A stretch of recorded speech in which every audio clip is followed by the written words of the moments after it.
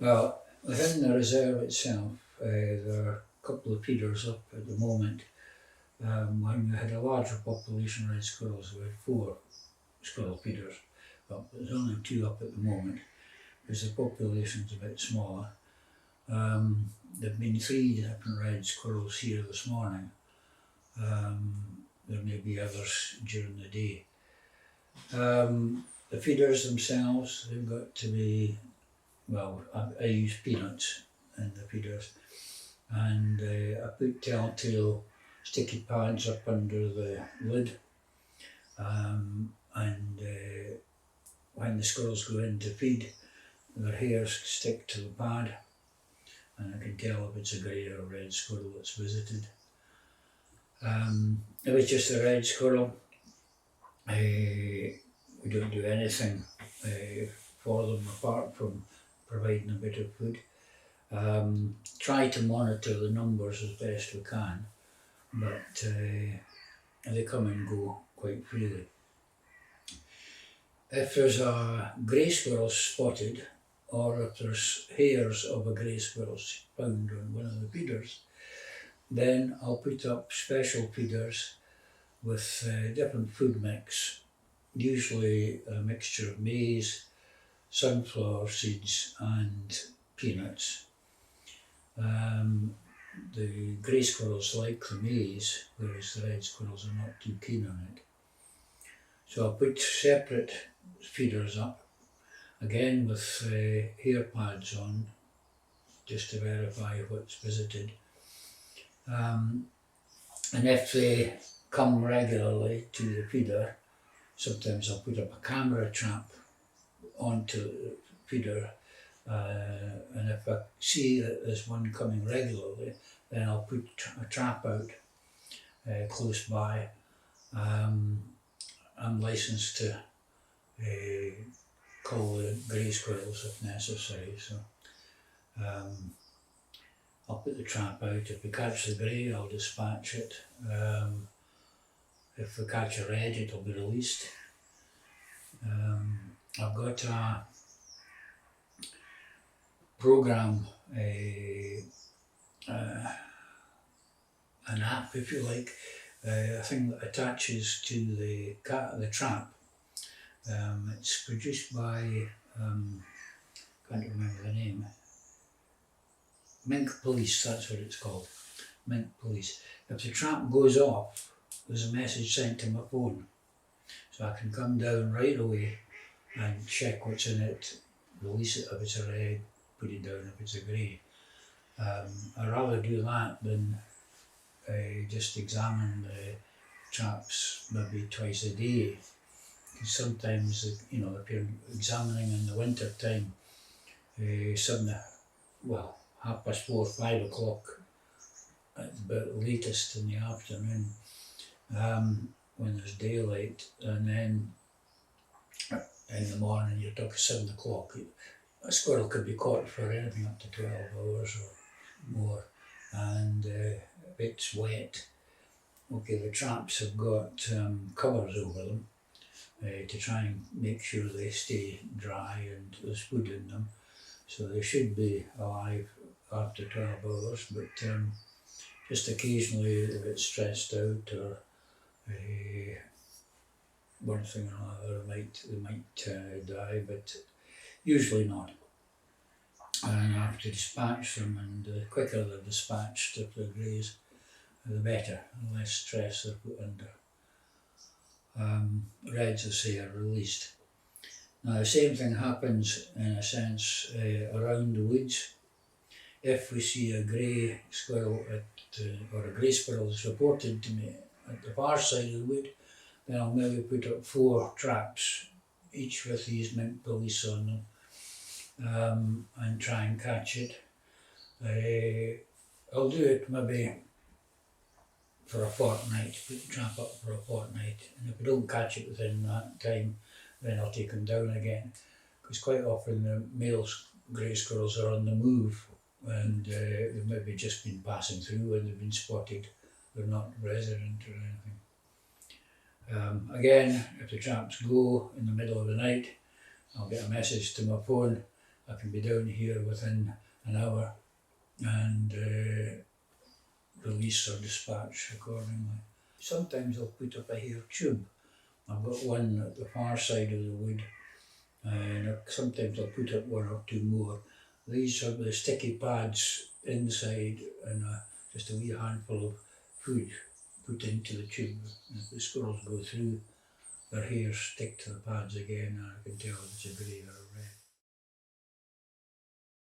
The grey squirrels in this area tend to be the ones that come up from Cumbria, and a high percentage of them carry the parapox virus. And if the reds catch the virus from the greys, and it's very infectious, then the reds will be dead within a fortnight, and we don't want that to happen. So it's important to try and keep on top of the greys and catch them as soon as you can if they're spotted. The greys that are coming down from the central belt in Scotland, they don't have the virus, but there are some heading down into the north of Dumfriesshire and so on. I don't think they're likely to get this far, but they don't have the virus. But even so, greys are bigger, heavier than the reds. They sometimes breed up to 3 times a year, where the reds in this area normally breed only once a year. And so if they get established and start breeding, then the numbers multiply much faster than the reds, and then they're going to be out competing the reds for food quite often. Because they're heavier, they spend more time on the ground. So in some woods and so on, there are people that might dispatch them using rifles or whatever if it's safe to do so. I don't use a rifle, I just have a small air pistol for dispatching them according to the normal procedure.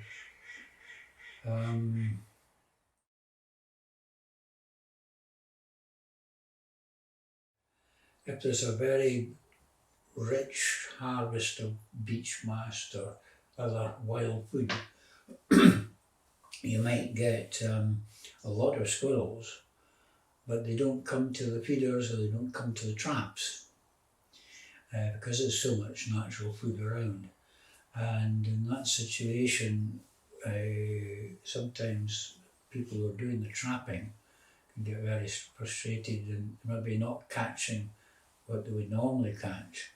And some estates have stopped trapping, and the Forestry Commission likewise stopped trapping for a year or two because the squirrels weren't coming to their traps and for food. But unfortunately, as I say, it was years when there was a lot of natural food around, and in that situation they were having large litters and they were breeding, the numbers were increasing tremendously, so it was a bit unfortunate that they couldn't get control over them at that stage.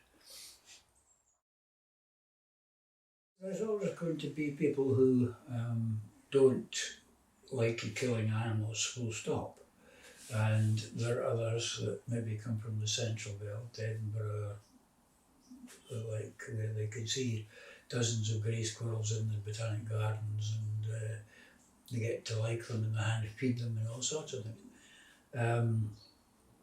But most people, including the kids, reared in the country, in the countryside, are used, in this area anyway, are used to seeing red squirrels, and they understand why the greys are being controlled. So there's not usually a problem in this part of the country, but certainly in the central belt, you know, if somebody was to go into Botanic Gardens in Edinburgh, for example, and kill all the grey squirrels, albeit humanely and everything else, there would probably be a big uproar. Yeah.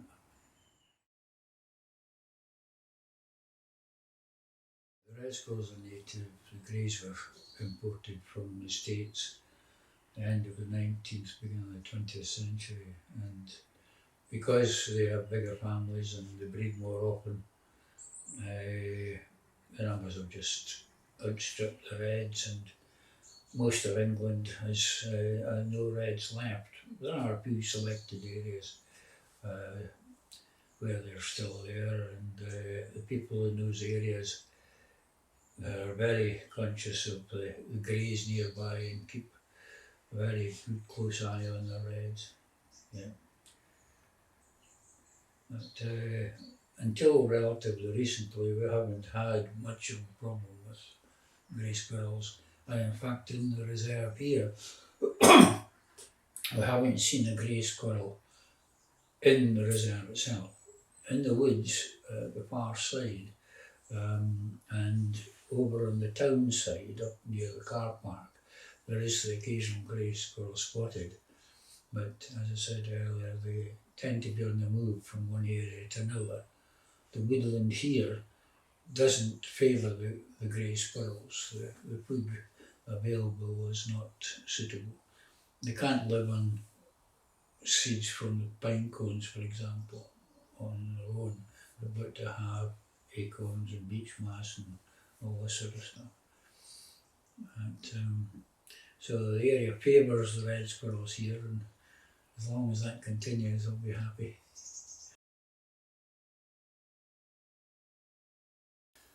It's hard to say. Many species that used to live in Great Britain are being reintroduced in different parts of the country, and beavers and all sorts of things.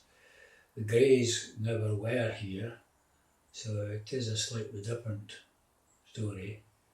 They weren't native, so there's less opposition to controlling them.